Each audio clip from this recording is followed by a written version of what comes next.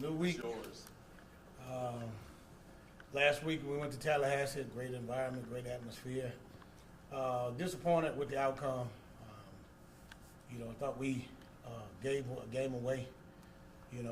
Thought we didn't play well overall, and I think that was the most disappointing thing. But at the end of the day, we talked about it. We made the corrections last night, and we started working on Alabama A&M last night. So it's a new week, a new day, and it's time to focus on the next opponent.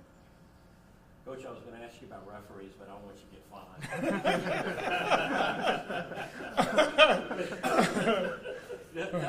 Tell us what you're looking at this week as far as getting the offense on track.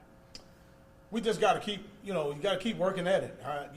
The roller coaster is it's tough, but in life, you're going to have adversity. And as I tell the players, we got to continue to fight to work through it. And we're not that far off, and you see it in spurts and flashes. It's just we got to get more consistent. We got to get consistent, and we got to just really trust what we're doing. And I think once we get that done, I think we'll be fine. Do you expect a real intense competition at the quarterback spot this week in practice? I think it's going to be intense everywhere because we gotta fix all three phases because we didn't play particularly well the entire game in all three phases. So it's going to be intense all week. Coach, going into last week, do you think that guys were still kind of still riding high off that win against Auburn? Part of me, I felt like it was a little bit of a hangover, homecoming hangover for some, not everybody, but, and then again, it's just we're learning how to win consistently. And, that's growing pains. It's tough. You put two in a row and you want to get three in a row together, but, it could very possibly have been some of that. And if it is, hopefully it's a life lesson that we say, hey, okay, we put that behind us, let's go on to the next one. And I always talk about, y'all hear me talk about all the time about living in the precious present. We have to do that if we want to be who we want to be. I guess what's the overall feeling right now that y'all going to November and y'all still control everything that y'all want? Well, we just got to take it one game at a time, and that's what we talked about last night. I think previously, I think some of the guys were excited to be, undefeated in the West and be, be ahead. And I think sometimes you kind of peek over, looking over to see what's going on somewhere else, and you got to focus on the here and now. So those guys understand that, we got to take it one game at a time. We got to take it one day at a time. We got to win every single day. And so if we do that, then we'll be all right. Coach, Florida A&M kind of burned you guys on big chunk plays through the air. Alabama A&M is really good at throwing the ball number one in the SWAC. How are you preparing for them? Well, we're going to continue to do what we do. The problems was, blown coverages, and we got to fix that. I know Coach Miller's going to do a great job. The defensive staff will do a great job of fixing that. So I don't have a problem with it. He did a great job of going in detail last night. It wasn't anything special. It was just the fact that we got to do what we've been coached to do. Eyes got to be in the right place. Got to carry out the assignments. You got to do what the defense calls for. He called a great game defensively. Now it's just about executing. Talk about that consistency on offense. Is there anything that you guys can do, whether it's reps, less reps of some things, more extra reps of others? Is there anything that kind of develops a consistent offense? Well, we've scaled back some things. Coach Frederick and the offense staff done a great job of scaling back some things and really focusing on. I always talk about doing what we can do and do it well, and I think they've done a good job of doing that. And as you can see, our offensive line is really moving people now. We're running the football. You look at last week's game. We were getting 5 yards a carry, 8 yards a carry, 9 yards a carry, 10 yards a carry. That's what you want. If you getting 4 or more on offense, then that puts you in the situation that you want to be in. And we were in a lot of 3rd and 1s, 3rd and 2s, 3rd and 3s, and we just didn't convert. And that's the frustrating part. And when you look at 2 of 16 on 3rd downs, that pretty much tells the story. Coach, how much has Chandler Whitfield's absence hurt y'all on offense? I think it hurt us because he's a leader. And, you know, he creates some problems matchup-wise when Chandler and Kirkwood, when they're on the field together along with those tight ends, it makes it tough for you to defend. And so when those guys are on the field, you know, it's a little different deal. So it makes it kind of tough. But I think that DeTravian Brown and those guys have stepped up. Cameron Jefferson, those guys have done a good job of stepping up and filling in. Do you expect to get him back, Chandler? I do. I hope to get him back. It probably won't be this week, but it'll probably be next week, I think. And what is his injury? Is like a neck? No, I think it's something lower extremity deal. Well, what is it that sticks out to you the most about Alabama A&M? You know, Connell is Coach Maynard's. He's an offensive guy, and he's gonna throw it because he's a former quarterback. He wants to run the ball as well. He's gonna have some trick plays. He's always gonna have trick plays, and they're gonna be aggressive. He's gonna go for it on fourth down. He's gonna fake punts, whether he's on the plus side or the minus side of the field. Defensively, they're gonna bring pressure. They're going to bring pressure on the defensive side of the ball. So, typical Coach Connell Maynard, you know, he's always been that way. He's going to be aggressive. He's going to take chances. So that's what we expect. Y'all two having any communication this week, or is that's completely? Well, I'll see him, you know, on game day, and we'll talk that.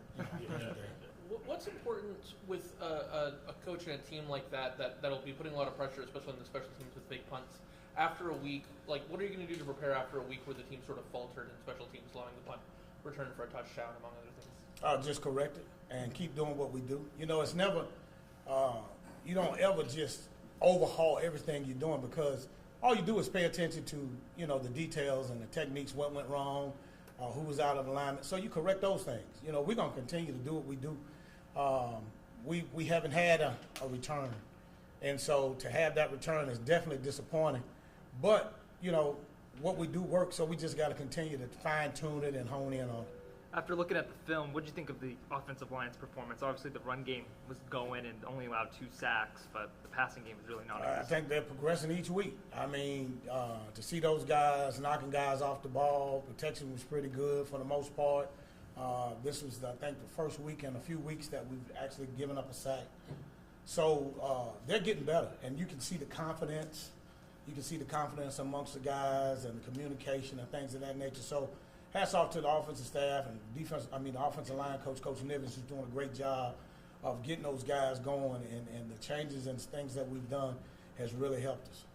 Talk a little about Josh Griffin and how when y'all get close enough to field goal range, you're very confident about putting him out there. It seems like he's become part of the offense. Well, Josh has a great leg. I've had him 3 years now, and when he's locked in and focused, he's the best out there. And so I don't have a problem, 50 yards, 51 yards going in. I don't have a problem with that, because he's shown and proved that he can do it. And so you can't, you got to be in a position where you got to get points when you can get them. Of course, he was 2 of 3. Would have liked to have gotten that other one, but he made 2. So the confidence level, I don't have a problem when it's 50, 51 yards. I don't have a problem going for it. What on the miss? What was it, a snap hold or? No, it was just a technical deal. Didn't open his hips up quite the way he needed to. Just a little technical stuff, and he knows and understands it. So we'll continue to work on that and just make sure that we get it corrected. So there's a quarterback competition heading into this week, right? To see what will start. There's always a quarterback competition. It's just always is. When you ride the roller coaster, you gotta continue to keep going. So hopefully somebody will, solidify themselves and get this thing going the way we know we can get it going. When you have kind of what the quarterback position, what does it come down to? Is it just decision making and kind of focus? Like, so much of what you talked about right now is really just dialing in on the focus and the discipline, right? Whether it's teams, whether it's offense, whatever, it's about being able to kind of handle the moment. Is there something that's standing out with either of them that kind of gives you confidence that they can do it? Yeah, I mean, we've seen them do it. Mike, we've seen them do it, and it's just the consistency. We got to take the bull by the horns and just go. Trust what we're doing, take what they give us and just execute. When we do that, we're pretty good, you know. And when we start, you know, getting away from that or kind of feeling some other things, then that's when, you know, everything kind of falls apart. But I think when we get, and you're dealing with, you know, I got a guy that's an older guy, and then I got 2 redshirt freshmen. So I'm gonna have those growing pains with the 2 redshirt freshmen. T-Set, he's gonna give you, you know, he's gonna give you what he's gonna give you, and sometimes you're gonna sit out there and you're gonna do this, you know. But you know, he's a competitor, and the thing about him, he's so mentally tough. You know, he never gets too high or too low. He's always the same. So we just got to make sure that, you know, we stay within the framework of what we're trying to do so that we can execute effectively. Coach Maynard said he has too many concussions to remember that game you played against him. He probably does, because I know I gave him 1 or 2. What do you remember about that game? Was it 1990? Well, you know, I've had concussions, but I remember as well. No, they beat us in 90 at their place, and it was a bad call at the end of the game. But the next year they came to our place in 91, and they were the #1 team in the country, and we beat them 13-10. And he may not remember, but I picked him off in the end zone on the very last play with no time left. So it's in the books. So I know he had a lot of concussions, but you know. But Connell's always been, we've been friends, a great competitor, great coach. You know, he was at Winston-Salem State under Coach Bill Hayes, and Coach Hayes took the job at North Carolina A&T, and Connell left and went to A&T with him, and then I transferred over from Wake to Winston with Coach Richardson, and we battled for 2 years, and then he came back and did a great job at Winston-Salem State, getting them to the national championship game before he moved on to Hampton. So his brother and I were classmates. His brother played basketball, Craig, and so we've been knowing one another for decades. So.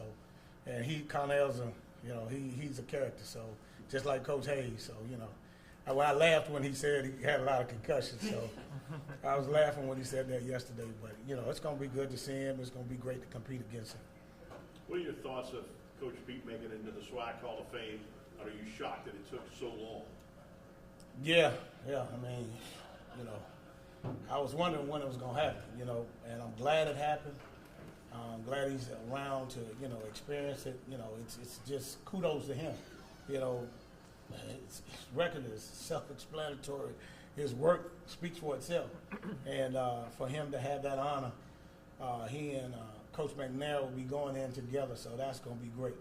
And it's well-deserved, you know, and regardless of how long it took, he's in there, and I'm excited and ecstatic for him. So, you know, I'll be there.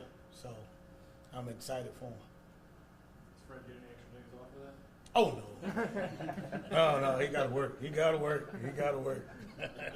He's going to be off that day. You know, I'd probably give him 2 days, you know. Yeah.